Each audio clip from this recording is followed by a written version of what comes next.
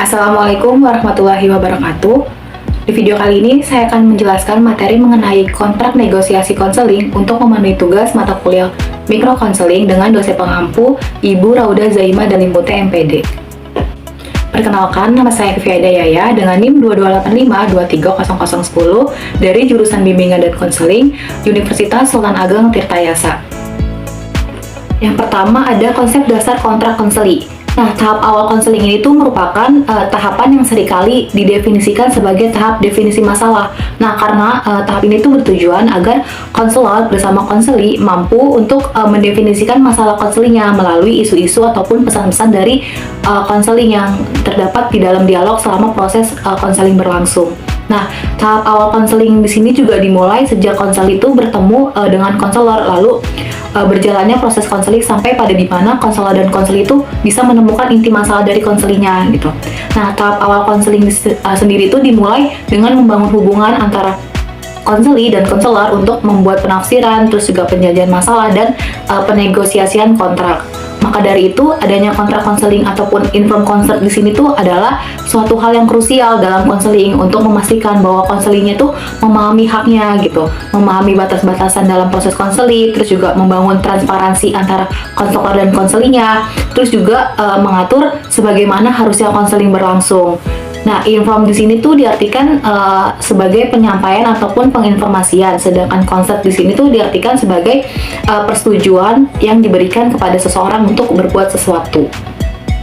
Selanjutnya ada tujuan kontrak konseli. Menurut Adam Cawawi terdapat beberapa tujuan dari kontrak konseli. Yang pertama itu menyatakan bahwa kontrak konseling itu atau informan konsep ini memiliki fungsi ataupun tujuan yang ganda bagi konselor sebagai pedoman dan bagi konseli itu memberi rasa nyaman. Lalu yang kedua itu ada untuk memastikan bahwa konseling itu memahami haknya gitu, memahami batasan-batasan dalam proses konseling serta membangun transparansi antara konselor dan konseli dan juga mengatur sebagaimana harusnya konseling berlangsung. Lalu yang ketiga itu tujuannya memberi ruang untuk konselor ataupun konseli menegosiasikan hal-hal yang dirasakan kurang sesuai gitu dengan keinginannya atau kesanggupannya agar konseling itu bisa dapat berjalan dengan baik dan melindungi bagi konselor maupun konselinya. Selanjutnya ada struktur kontrak konseli. Yang pertama itu ada kontrak waktu. Nah, di sini tuh membahas mengenai kesepakatan tentang waktu dan frekuensi sesinya gitu. Misalkan berapa lama waktu pertemuan yang dibutuhkan oleh konseli untuk menjalani sesi konselingnya dan apakah konselor ini tuh bersedia menyepakatinya gitu. Lalu yang kedua itu ada kontrak tugas. Nah, dalam kontrak tugas ini tuh akan dijelaskan mengenai peran ataupun fungsi dari konselornya maupun peran dari fungsi dari konseli sendiri. Nah, jadi masing-masing itu tuh memiliki peran dan juga fungsi ataupun tugasnya. Nah, pada intinya kontrak tugas ini tuh merupakan elemen ataupun bagian yang sangat penting agar memastikan nih proses konselingnya nanti akan berjalan dengan arah yang jelas dan efektif. Lalu yang ketiga itu ada kontrak kerjasama. Nah, dalam kontrak kerjasama ini tuh akan berisikan kesepakatan antara konselor maupun konseli yang menjadi rincian suatu prosedur untuk melakukan sesi konseling. Nah, di sini tuh bisa dijelaskan lebih mendalam mengenai hubungan konselor dengan konselinya, terus juga akan berkembang selama proses konselingnya berlangsung. Nah, kontrak kerjasama di sini tuh menekankan bagaimana nantinya kedua belah pihak ini tuh akan bekerja sama untuk mencapai tujuan dari konseling ini. Selanjutnya ada prinsip menyusun kontrak konseling. Nah, yang pertama ini ada prinsip kerahasiaan. Nah, dalam kontrak konseling sendiri itu merupakan bagian utama yang harus terperinci gitu, agar konseli di sini tuh dapat mempercayai bahwa informasi yang diberikan apapun itu yang dibahas dalam sesi konseling ini akan dijaga kerahasiaannya dan aman. Lalu yang kedua ada prinsip keterbukaan dan transparansi. Nah, agar dalam proses konseling itu bisa berhasil, harus adanya komunikasi terbuka antara konselor maupun konselinya. Tujuannya itu ataupun harapannya dan teknik pendekatannya ini yang akan digunakan dalam sesi konseling nanti tuh harus diskusikan dulu gitu secara terbuka antara konselingnya sama konselornya. Kemudian konselingnya tuh nantinya akan dituntut secara selalu aktif dan juga terbuka selama sesi konseling agar konselornya ini tuh mampu mengetahui hal-hal apa saja sih yang perlu didiskusikan. Lalu yang ketiga itu ada prinsip mengenai waktu durasi ataupun frekuensi sesi konseling. Nah, dalam kontrak konseling sendiri, durasi serta frekuensi sesi ini tuh juga hal yang penting gitu, yang tidak boleh terlewatkan. Di sini tuh kedua belah pihak dapat membangun pemahaman yang jelas tentang durasi dan frekuensi sejak awal konseling. Lalu yang keempat ada prinsip komitmen dan konsistensi. Nah, proses dari konseling ini tuh selalu menuntut kedua belah pihak untuk berdedikasi dan berkonsisten. Sementara konseling di sini tuh harus berkomitmen untuk menghadiri sesi konselingnya secara teratur dan juga menyelesaikan tugas-tugas yang diberikan oleh si konselor. Dan juga konselornya ini tuh harus berkomitmen untuk memberikan sesi yang profesional gitu, terus berkualitas tinggi dan juga bermanfaat. Lalu prinsip yang terakhir tuh ada prinsip penghentian dan tindak lanjut. Nah, dalam prinsip ini tuh berisikan apakah penghentian pengakhiran sesi konseling itu berarti tujuan dari konselingnya itu sudah tercapai ataupun karena ada alasan lain gitu. Nah, prosedur penghentian ini tuh menentukan bagaimana sesi konseling diakhiri. Selanjutnya ada ragam konseli. Yang pertama itu ada konseli sukarela ataupun klien sukarela. Nah, di sini tuh mereka masuk ke ruangan konseli secara sukarela dan tanpa adanya rasa paksaan dan memiliki tujuan tertentu. Mungkin saja mereka tuh membutuhkan pengetahuan, penjelasan untuk masalah yang mereka hadapi ataupun informasi tentang pekerjaan, pendidikan, dan masa depan.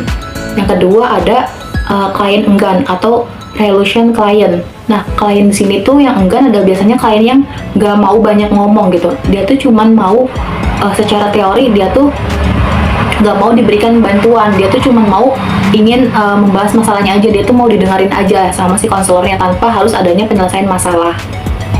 Yang ketiga, klien terpaksa atau konsel terpaksa. Nah, di sini tuh mereka tidak secara sukarela masuk ke dalam ruangan konseling. Mereka tuh dianggap tidak diundang atau bahkan kehadiran di ruang konselingnya itu bukan atas keinginan mereka gitu, melainkan dari orang tua ataupun wali kelas ataupun teman yang membawanya masuk gitu. Ada kemungkinan juga bahwa konselor di sini tuh dituntut ataupun diinstruksikan untuk menemui konselor karena tindakannya ini dianggap bertentangan dengan norma-norma keluarga ataupun sekolah. Lalu yang keempat ada konseli klinis. Nah, istilah konseli klinis ini tuh mengacu pada seseorang yang mengalami musibah seperti kayak kehilangan orang tua, pacar, istri, ataupun bahkan anak kesayangannya gitu. Bahkan bisa juga seperti kejadian kebakaran rumah, terus pemerkosaan dan lain sebagainya. Dan mereka ini tuh mencari konseling untuk menjadi stabil dan mampu menyesuaikan dirinya dengan keadaan yang baru gitu.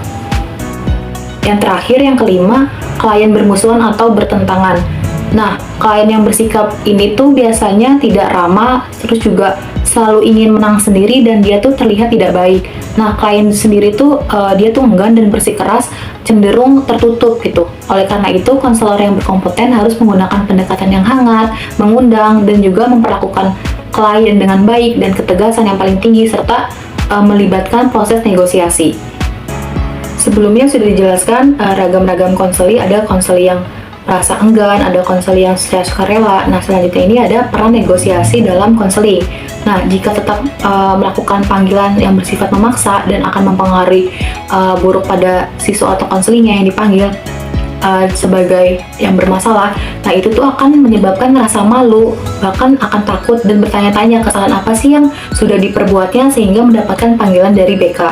Nah, pandangan tersebut tuh berasal dari kondisi BK itu sendiri, di mana masih banyak guru-guru BK tuh yang sering menjadikan BK sebagai tempat penindasan bagi siswa dengan cara membuat dirinya tuh merasa malu, bahkan mengancam dan bisa lain sebagainya gitu. Oleh karena itu, diperlukannya cara-cara yang lebih baik untuk melakukan pemanggilan ini pada siswa ataupun konseli. Salah satunya adalah dengan melakukan negosiasi. Nah, negosiasi ini tuh diartikan sebagai cara yang dapat mempengaruhi pihak lain agar mau menerima suatu konsep, perencanaan, serta program sebagai dari tujuan negosiasi sendiri. Nah, istilah negosiator ini tuh digunakan untuk orang yang melakukan negosiasi. Nah, sekarang negosiasi ini tuh tidak hanya dilakukan oleh para diploma saja, akan tetapi sudah mulai merambat pada semua hubungan sosial, contohnya pada bidang pendidikan, khususnya pelaksanaan konseling serta pengajaran. Nah, yang pertama ada negosiasi dalam konseling. Negosiasi dalam konseling ini tuh memiliki konteks yang digunakan untuk membujuk agar calon konseling ini tuh merasa aman, senang, ataupun mau diajak berbicara mengenai dirinya. Hal ini tuh dapat menghindarkan dari hambatan-hambatan dalam administrasi, psikologis, dan juga sosial kultural gitu. Nah, jika konselingnya sudah mulai bersedia gitu untuk melakukan konseling, maka lakukanlah konseling individu segera mungkin gitu. Hal ini tuh bisa dilakukan oleh konselor dalam bernegosiasi adalah sebagai berikut. Yang pertama, membentuk hubungan konseling melalui keramahan, sikap empati, tersenyum, terbuka, penuh perhatian, penghargaan, bahkan bertanya dan cepat tanggap dalam memahami keadaan konseli. Lalu memulai pembicaraan yang dapat membuat konselingnya itu merasa senang gitu untuk berbicara, seperti dengan pembicara minat bakat ataupun kemampuan dan juga hobi gitu. Nah, selain negosiasi sendiri, konselor mulai membuat perjanjian dengan konseli terkait kapan dan di mana bisa berbicara lebih serius. Lalu yang kedua, dengan menangkap isu penting pada permasalahan konseli. Nah, menentukan isu yang tepat ini sangat tergantung pada kecerdasan konselornya untuk memikirkan ungkapan-ungkapan secara verbal maupun non-verbal yang bisa mengandung permasalahan mengenai dirinya ataupun adanya potensi konseli yang kurang berkembang sehingga menjadi masalah baginya. Lalu yang ketiga, berbekal isu mengenai konseling yang sudah didapatkan, maka konselor itu harus mendayagunakan isu tersebut. Lalu yang keempat, konselor ini membuat kesimpulan dengan bantuan konselor dan memberikan evaluasi tentang jalannya konseli. Yang terakhir, praktek negosiasi. Nah, dalam mempraktekkan upaya penegosiasian dengan calon konseli, terkhususnya pada siswa atau siswi, dapat dilakukan dengan tahapan-tahapan sebagai berikut. Yang pertama ada menandai nih calon konselinya berdasarkan informasi yang ada. Alangkah lebih baiknya jika dikaji datanya yang berkaitan mengenai potensi seperti keahliannya atau keterampilannya, bahkan bisa dengan bakat ataupun hobinya. Nah, data ini tuh digunakan untuk memudahkan pembicaraan tahap awalnya sehingga membuat konseling itu lebih gembira ataupun lebih senang untuk berbicara mengenai dirinya. Lalu yang kedua, dengan mengamati calon konselingnya saat dia santai di luar pelajaran. Misalkan dia nih sedang ngobrol dengan temannya, nah kita tuh mengamatinya dengan sudah dianggap tepat atau belum untuk mencoba pendekatan dengan rumah yang lebih baik. Nah, jika negosiasinya telah berhasil dan calon konselingnya itu bersedia untuk berbincang bersama, maka negosiasi selanjutnya adalah dengan membentuk kapan nih dia bersedia untuk berbicara atau berbincang lebih jauh lagi mengenai dirinya. Nah, dalam arti melakukan proses konseling ini. Nah, pada tahap negosiasi itu, yang kedua, mungkin diperlukan lagi perjanjian hari, waktu, dan tempat sesuai dengan kesediaan serta kebutuhan siswa tersebut. Sekian penjelasan dari saya, kurang lebihnya mohon maaf. Wassalamualaikum warahmatullahi wabarakatuh.